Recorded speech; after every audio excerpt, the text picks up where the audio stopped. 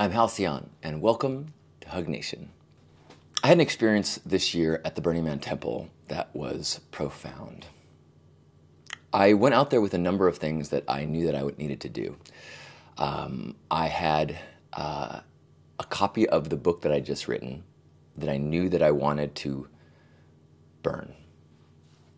It's filled with all sorts of stories, and some stories that I'm afraid of sharing, and I have a bunch of fear about what would happen if people knew, what would happen if my family was hurt, or people in the stories were offended or hurt, and which is why I haven't decided yet if or when I'll ever share it and make it public.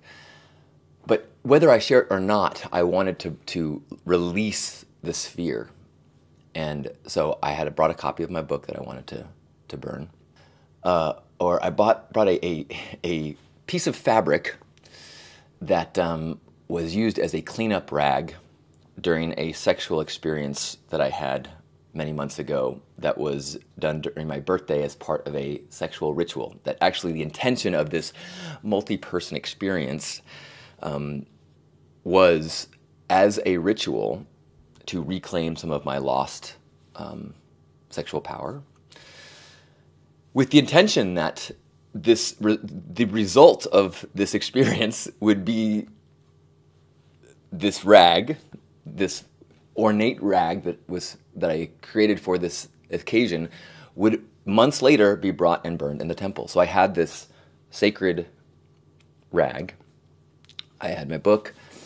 I had a piece of paper that many months ago I had during a meditation suddenly had this like thing in my throat that I coughed up this like, and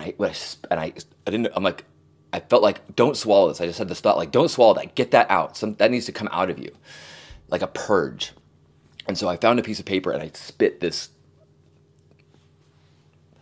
into the paper. And I'm like, so I wrote on the piece of paper, shaman spit.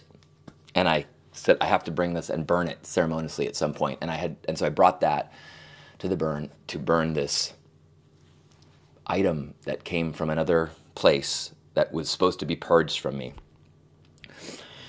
So I went to the temple with these items that I knew that I had to ceremoniously release to fire. And I got to the temple middle of the day. I waited outside for a while. It's these grueling hot days, and then waited till I kind of felt called to go inside.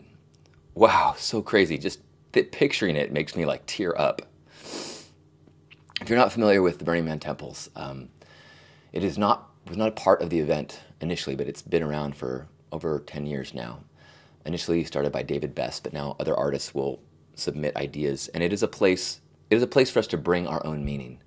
But predominantly it is a place where people leave memories of people they've lost, parts of themselves they want to release. But it is something that it is a sacred place created by Burning Man that becomes sacred by what we bring to it.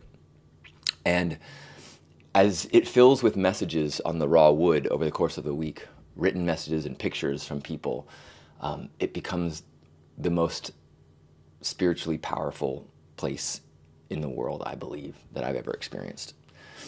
And so I walked inside and took in the structure that was gorgeous, and took a while looking at memories of other people and faces of people lost, and then finally found a place that felt like that's where I was supposed to sit. And I got down on my knees and faced the wall, and then was called to just, after I stared there for a minute or two, I was just called to put my head down on kneel.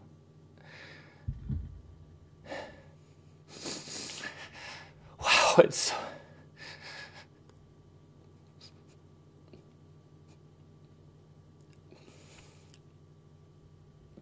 and as soon as I put my head to the ground,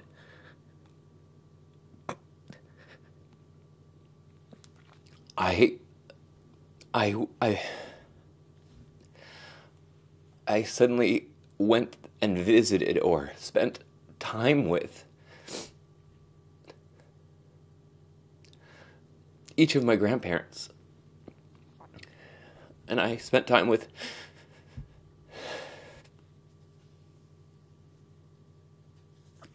Grandma Ann.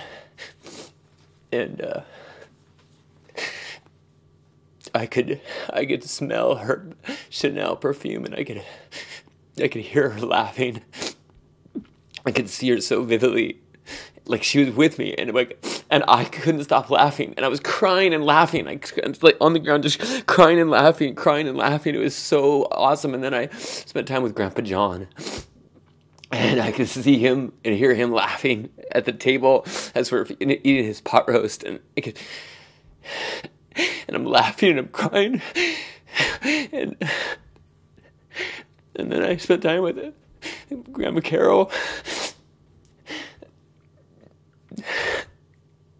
and I could feel all of her handiwork and sewing all around her, and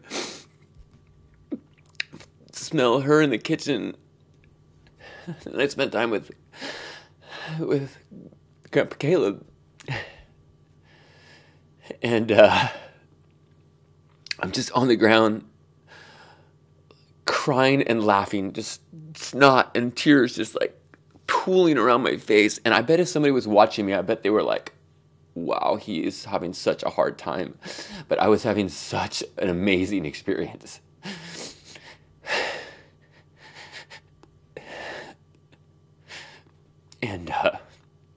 And then it kind of, and then it was gone.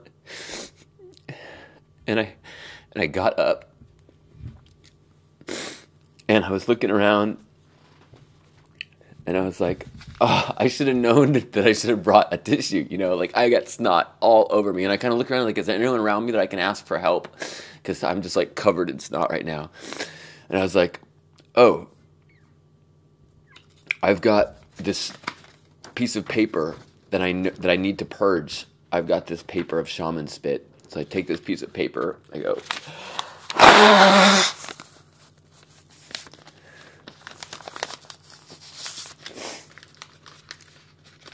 and I clean myself up, and I gain my composure. And then I just was called, and I took this piece of paper that now has all this purged stuff from me, and I just shoved it into the crack of the temple.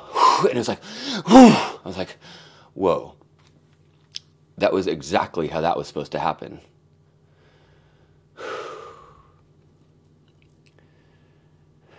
And then I have my book. And the book copy that I made, I just printed a few copies of it. And the cover of it is this cool picture of me naked like Atlas holding the world, and it's kind of, and the book's got a title on it, it's got my name all big, and I'm like, that would look really cool to have that in the temple as people after me the next few days as they walked by and they saw my book there. It would look cool to have that picture up. And people would wonder like, whoa, what's he burning? And oh, he wrote a book. So I'm holding the book, and the other side of the book, the back of the book, has got a bunch of pictures, memories from chapters of my life. And I intentionally, some of the pictures are pictures like me on a mountaintop and traveling, but there's also pictures of me during certain work, like with like booth girls and with models and some like women in sexy clothes. And it's kind of shallow. At least the images themselves could be interpreted. So the stories, I think, are deep. The pictures are shallow. And certainly I wouldn't be as proud to have that on display in the temple. And so I sat with it, and I was thinking about these stories and about the fear, about sharing, about the love of my path, and about releasing. And then I just waited till I was called to, and then I went, and I took the book, and I shoved it into a place that just felt right. And then I sat back down, and I looked at the book, and it was back front first. it was, instead of the big, cool picture of me, it was all these tiny pictures that I was less proud of. Like, oh, that was perfect. There's no ego there. This is the way that was supposed to happen. Not as something to make me look good, but as a honest, genuine gesture of release. So then I sat for a second more and was like, okay, I'm done. And I just got up, walked outside, and then I was like, oh crap, I forgot to leave my tapestry ornate rag. So walked back inside the temple, went to this area that I had left these kind of like, crumpled and items, and then I took this beautiful piece of fabric, and that was the final piece of all of this release, and I left that there, completing this ritual that was started on my birthday in May, finishing it, and then walked out and left, and was like, whew, so light, so like a shell. I felt people outside, there were people that came up to me and spoke to me, and I hugged a few people, but like I was barely there. The ego, the halcyon was barely a part. It was a beautiful feeling. As I was reflecting, as I was riding back to camp through the open playa, and I was reflecting on these experiences, it was like, this is such a perfect example of radical ritual. Every part of my experience there was uniquely mine. I came to the temple, and it was what I needed. I created these rituals. I followed my spirit to be called to do and to feel whatever I was supposed to. I did not follow any old tradition, any dogma, nothing wrong with old traditions if they resonate with you. But to me, this radical ritual theme and Burning Man is so much about creating the rituals, creating the traditions out of inspiration, out of a true heart calling. And that's I just had this profound example of that, of these moments of heart expression, spirit expression that were so significant to me and sprung forth from someplace, I don't know. So these radical rituals left me so purged, so free, so connected to my ancestry and to my core self, so aligned with my deep spirit as opposed to the egoic self that I struggle with. When I say I struggle with, meaning not, oh, I struggle with it. Like, no, that's what life and being a human is about, is that struggle. Remembering your divine oneness and then forgetting it into the ego self. Remembering the divine oneness, forgetting into the ego self. Falling into love, slipping into fear. Falling into love, slipping into fear. So to everyone all the builders and the artists and the visionaries and the laborers and all the temple guardians, all the rangers, all of the people that came to the temple and brought their passions and their hearts and their sorrow and their joy, everyone who contributed to making that space so gorgeous, so magic, so healing, I am so deeply grateful for the opportunity to be a part, to heal, to reconnect with the unexplainable and the magic. Thank you. I love you. Please subscribe to the Hug Nation YouTube channel. Follow me on Facebook.